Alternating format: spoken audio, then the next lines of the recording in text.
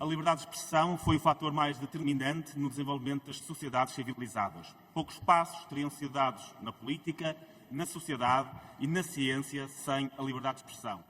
Avanços científicos, políticos e sociais que temos hoje por garantidos e consensuais teriam sido impossíveis de alcançar sem a liberdade de expressar ideias que chocavam, que contrariavam as crenças de cada momento e as verdades tidas por absolutas.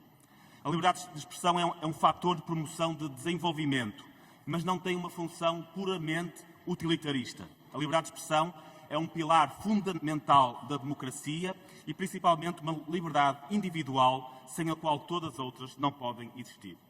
Defender verdadeiramente a liberdade de expressão é defendê-la para todos, incluindo para os que considerarmos ignorantes ou fanáticos. Como todas as verdadeiras liberdades, a liberdade de expressão é universal e indivisível. Ou existe para todos ou não existe verdadeiramente. Não haveria verdadeiramente liberdade religiosa se ela fosse só para cristãos, judeus ou muçulmanos. Não haveria verdadeiramente liberdade individual se ela fosse garantida apenas a pessoas de determinado sexo ou etnia. Como qualquer outra liberdade, também a liberdade de expressão só existe verdadeiramente se for para todos e garantida sem reservas. Por isso, iremos sempre defendê-la para todos, desde o académico na universidade ao cidadão comum nas redes sociais, passando por jornalistas e políticos, independentemente de concordarmos com eles.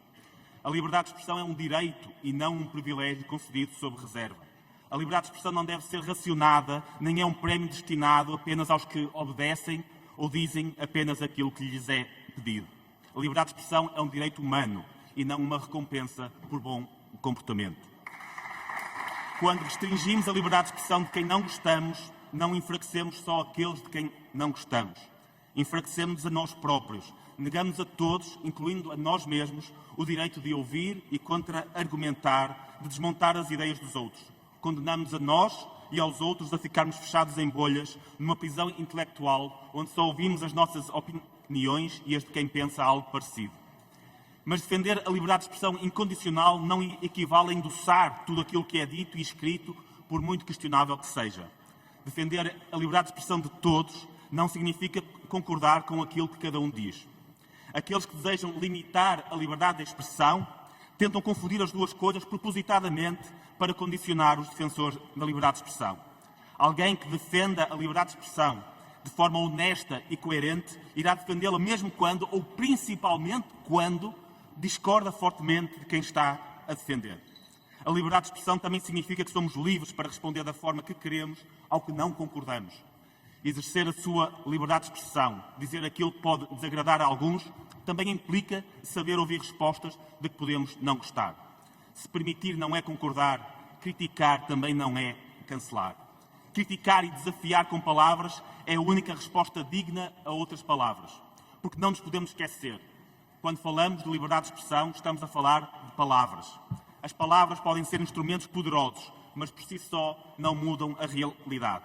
As palavras não são ações e por isso a sua expressão não equivale à ação que descrevem. Por muito explosiva que as palavras sejam, não são bombas. Por muito duras que as palavras sejam, não são pedras. As palavras até podem magoar, mas não são armas físicas. Para parar uma ameaça física pode-se usar a restrição física, a prisão e até a violência se necessário. Mas a resposta a palavras agressivas não é a agressividade física, mas sim outras palavras que as contrariem. Daqui a pouco tempo, marcam-se os 10 anos do terrível ataque à revista Charlie Hebdo, em que terroristas responderam a palavras e desenhos com ações. Nessa revista expressavam-se ideias que certamente causarão repulsa a muitos de nós. Mas na altura, apesar da repulsa, todos, da direita à esquerda, se disseram de Charlie. Quantos hoje não qualificariam algum do conteúdo de Charlie Hebdo como um discurso não merecedor de defesa de liberdade de expressão? Quantos hoje não estariam disponíveis para aprovar legislação que impedisse alguma daquelas publicações?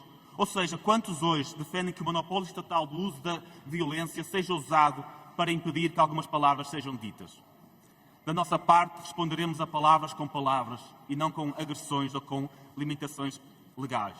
Da nossa parte, seremos sempre Charlie, sempre em defesa da liberdade de expressão e de uma sociedade livre. Muito obrigado.